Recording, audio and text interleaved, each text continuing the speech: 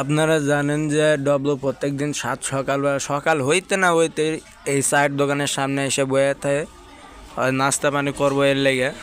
এটা নতুন করে কোয়ার মতন কিছুই নাই, কিন্তু আজকে এমন একটা ঘটনা ঘটাইছে, ওর মালিক তো ওর উপর খেপে ফায়ার হয়ে গেছে। আর চেতব নয় বা কে কন্দি। আসলে একটা কথার মধ্যে আছে যে বাঙালি খাইতে দিলে শুইতে চায়। তাই ডব্লুরে ওরা প্রত্যেক দিন একলাই মনে করেন যে 100-200 টাকা করে খাওয়াই। এখন আপনারা কইতে পারেন যে বাঙালির সাথে কুত্তার কি সম্পর্ক আছে ভাই? ভিডিওটা দেখলে সম্পর্ক বুঝতে পারবেন।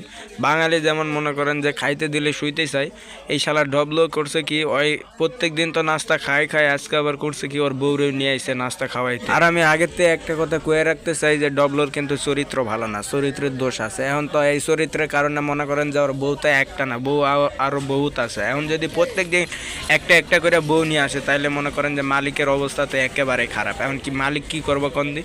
মালিক আবার এই জিনিসটা দেখে ওর বউরে গালি দিছে, ওর বউ আবার এইটা মাইনে নিতে না পাইরা দূরে যায় দাঁড়াইছে যে শালার এই মালিকের খাবারই আর খামো না। যাই হোক, কিছুক্ষণ পর আবার বেহায়া মহিলাদের মতো আবার ঘুরে ফিরে আইছে। যাই হোক, আজকের মতো ওরা খাওয়াই দিছি, ওর বউরেও খাওয়াই দিছে, আর ওরা সাবধান করে দিছি যে নেক্সট টাইম যাতে ওর কোনো পোলা পাইন কিংবা বউটাও নিয়ে না আসে। কারণ ওর বউটাও নিয়ে আইলে তো মনে করেন যে এই পুরা এলাকাটার মধ্যে ওর বউ বাচ্চা আছে, কারণ ওর তো চরিত্রের দোষ আছে, বোঝেন না?